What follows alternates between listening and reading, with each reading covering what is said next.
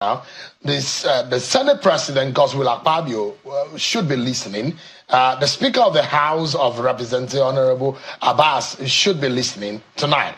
Now, the frustration the military said they are experiencing is about our body of laws and how long and how frustrating some of our legal system is encouraging terrorism. Can we do something about it? If truly some of you serve in the interest of Nigerians, let's start doing something and let's start kicking some of these things off our list of things that frustrate our effort in keeping our country safe. So the legal system is a bit frustrating. It is frustrating. We need to unbundle it and we make it faster and then make it more stringent. I think that will really change, because once people don't know that they can get away with anything, I mean, that's impunity sets in, and that's critical, and we cannot prosecute. We know this, in fact, plus the names and the list that were inherited from the Buhari government. So we have a long list of terror financiers, right? Of course, yes. So, but it's difficult to name them. No, it's not difficult, but I don't know them because I don't work directly. But I can tell you that the Attorney General is working on it. Prosecutions have started. I'm sure you know that those ones that did the bombing are already facing prosecution. Yeah. So from their facts,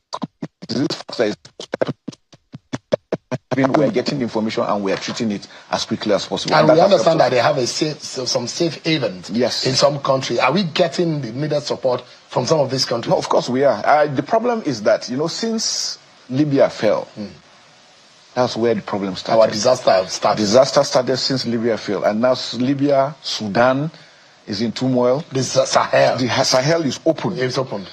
They have markets where you go there, you can buy any kind of ammunition you want, any kind of weapon you want. That is ungoverned. Not even in the black market. Not anything you want to buy, you can get open. And then everybody flows through, and then the borders are just. And then you understand that Niger is there, Burkina Faso, Mali are also having this issue with the Sahel terrorism. And everybody's interest is to come to Nigeria because they feel Nigeria is rich, Nigeria is large, they can come in and do a lot of things in Nigeria. And one issue we have is Nigerians opening that door. We have large hearts. But again, we have to think of security. Sometimes these guys come in and we say, look, these are our brothers, these are our sisters, these are people coming in, but they don't mean us good. The Lakrawas, when they came in, that was the issue. Boko Haram, when they started, that was the issue. We allow them to fester until they become monsters and start eating us, then we start complaining. We should never allow anybody, any foreigner, an inch of our land, for whatever reason. But our borders are porous, General. Yeah, but efforts have been made, but again, we need to do a lot, and especially with our neighbors. And I want to assure Nigerians that we're still working together with the AES countries, because we know we need them. We need them to be stable. Because if your neighbor is in trouble, the way it is now, you have to stand strong. Is the military junta in those countries helping at all? No, we're working with the military. We're working with the military because we know the importance that we must secure ourselves together. Working together, that's one is basic. So there must be stability in those we need them to be stable. If not, we're in trouble.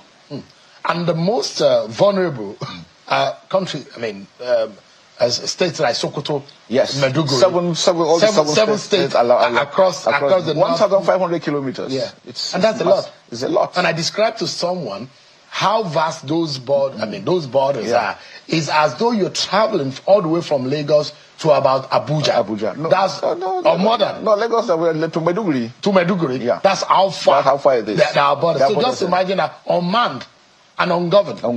Those borders are. Nigeria has 4,000 kilometers of border.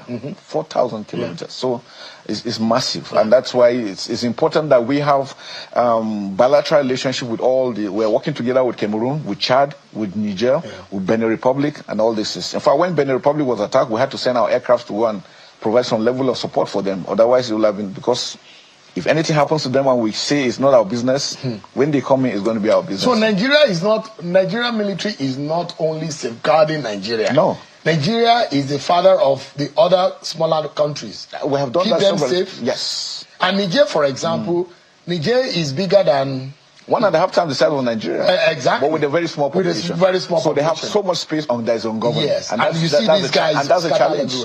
They attack and they move. They attack and they move in. Very well. Difficult, isn't it? Very difficult. Very. Give us an understanding. How many years has the military been chasing the Emir of Ansaro and his deputy? No, it's been a long time. When they started about, I think, 5-6 years ago, when they came out really. We've been